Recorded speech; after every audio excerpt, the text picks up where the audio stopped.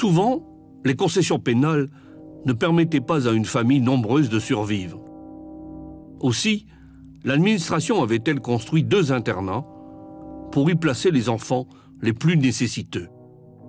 Après une première tentative interrompue par l'insurrection kanak, un internat des garçons est ouvert en 1886 à Néméara. 10 ans plus tard, cette institution compte 108 élèves, tous enfants de concessionnaires. L'enseignement, assuré par 4 frères maristes, prévoit, en dehors des matières générales, une formation agricole afin de préparer de futurs exploitants ruraux. Dans la grande cour, la ronde des enfants, beaucoup d'internes ne portent pas de chaussures. Le bâtiment principal, qui abrite les dortoirs des élèves, des salles d'études et le réfectoire, reste l'un des plus beaux exemples du temps où l'administration pénitentiaire dominait la colonie. L'internat des filles à Font-Wari est créé en 1893 et placé sous la direction des sœurs de Saint-Joseph de Cluny. Il est installé dans les locaux de l'ancienne ferme pénitentiaire. Les élèves peuvent être accueillis de l'âge de 3 ans à 18 ans. Elles sont 135 en 1895.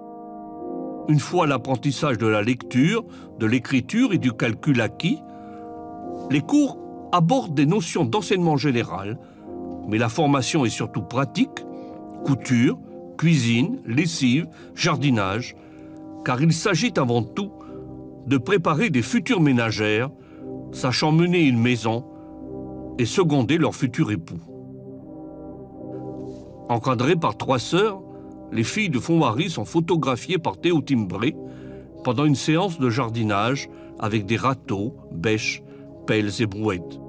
Le jardinage était considéré comme faisant partie des activités physiques.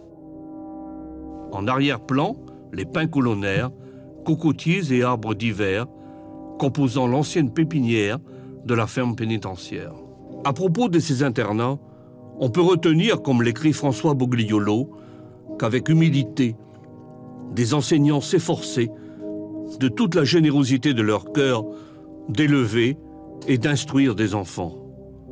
Mais on doit aussi rappeler que les rares témoignages recueillis auprès d'anciens internes font état du mal-être de ces enfants, séparés arbitrairement de leurs parents.